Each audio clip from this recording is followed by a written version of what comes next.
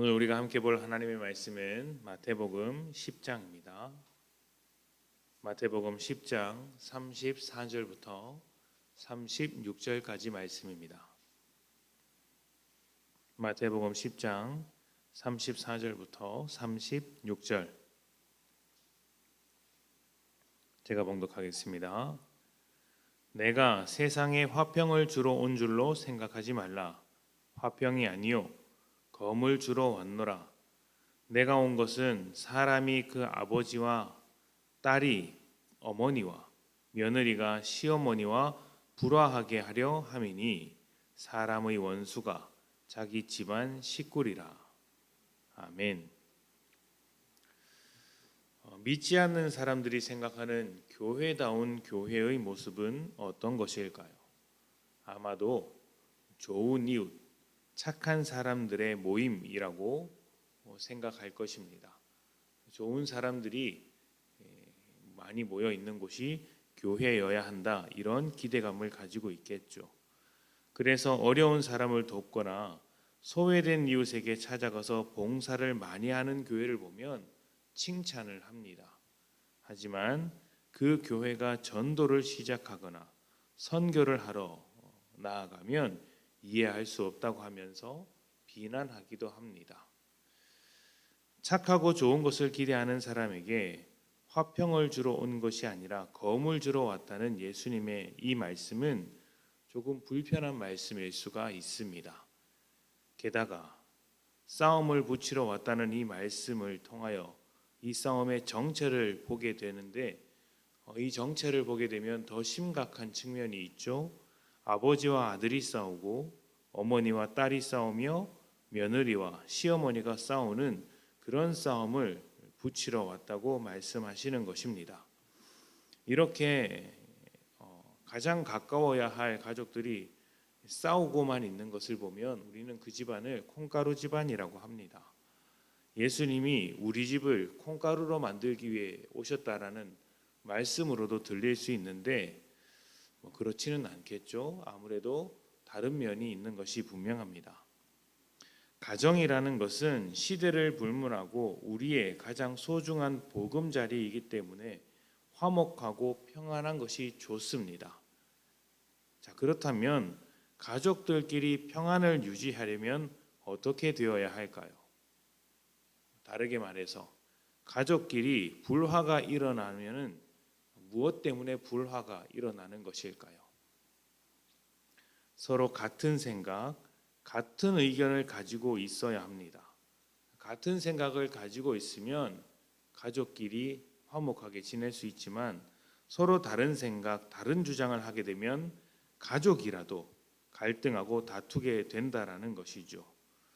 예수님은 같은 생각을 가지고 살아가는 가족들이 서로 대립하는 상황을 만들겠다고 말씀하시는 것입니다. 여전히 좀 이상한 말씀이죠. 이렇게 생각해 보시면 됩니다.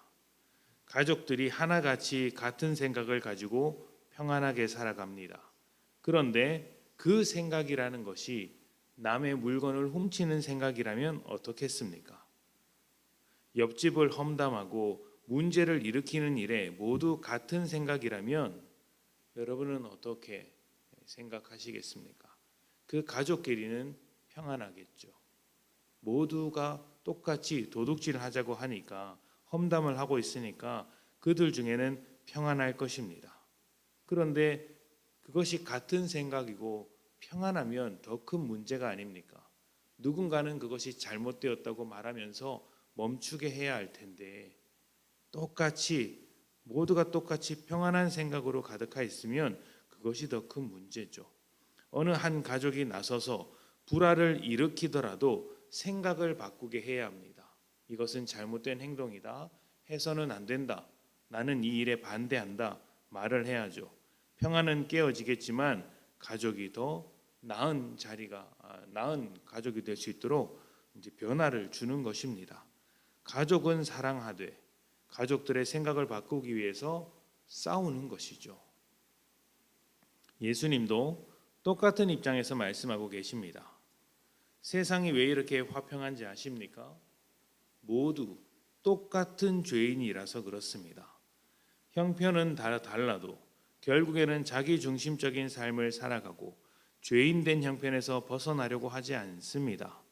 모두 한 마음으로 하나님을 떠났고 모두 한 마음으로 죄인으로서의 삶을 살기 위해 협력하고 있습니다. 그래서 예수님은 그 모든 죄의 협력을 깨뜨리고 바꿔내기 위하여 죄 안에서 평안하게 살아가는 자들에게 칼을 던지며 싸우자고 말씀을 하고 계시는 것입니다. 그리스도인은 예수님께서 주신 검을 들고 세상으로 나아가 싸움을 일으키는 사람들입니다. 그런데 이 싸움의 방법이 좀 독특합니다. 죄로 평안한 자들에게 달려 들어가서 진리와 사랑으로 싸움을 거는 것이죠. 세상을 다스리는 죄를 깨뜨리기 위하여 싸우는 것이고, 죄 안에서 평안한 사람들이 하나님 안에서 복된 것을 누리게 하려고 그 죄의 평안함을 다 부숴놓는 것입니다. 새로운 하나님의 나라의 뜻을 가르쳐 주어서 세상의 뜻 밖으로 꺼내주는 것이죠. 강력한 죄의 연합을 예수 그리스도의 십자가로 극복하며 하나님 나라와 연합한 그리스도인으로서 살아가게 만드는 것입니다. 교회가 교회다운 것은 착하게 사는 것이 아니라 자기의 죄를 인정하며 하나님의 뜻대로 살아가는 것입니다.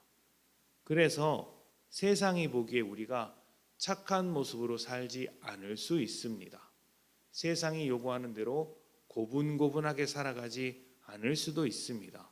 세상이 옳다고 하는 일을 반대하며 전혀 다른 방향으로 달려갈 수도 있습니다. 왜냐하면 우리는 착하게 사는 것보다 하나님의 뜻대로 사는 것이 훨씬 더 중요하기 때문입니다. 착한 것을 기대하는 세상과 교회는 불화가 생길 수도 있습니다.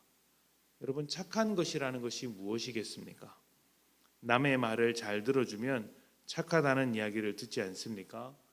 그 사람이 시키는 대로 하면 착하다는 말을 듣지 않습니까?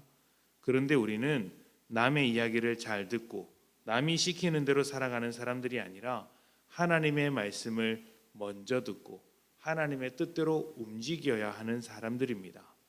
착한 사람들이 아니라 하나님의 뜻과 복음으로 살아가는 것이죠. 하나님의 뜻과 복음으로 살다 보니 착해야 할 때는 한없이 착해지고 싸워야 할 때는 한없이 싸우는 것이 오늘 우리 그리스도인들에게 던져주는 말씀이라고 할 수 있습니다. 중요한 것은 세상을 따르지 않고 하나님을 따라가기 때문에 나오는 모습이라는 것입니다. 우리 주님께서 세상과 싸우기도 하셨던 것처럼 우리도 세상과 싸울 때가 있는 것입니다. 긍휼할 때는 긍휼하고 싸울 때는 싸우는 것이죠. 다만 이 싸움이 세상과 똑같은 방법으로 싸우지 않는다는 것을 기억하셔야 합니다. 우리는 예수님처럼 싸우는 것이에요.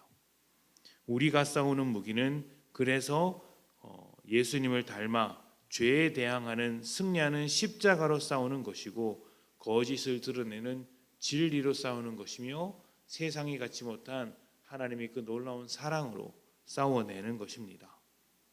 하나님을 외면하는 자에게 하나님의 살아계심을 선포하며 싸우는 것이죠.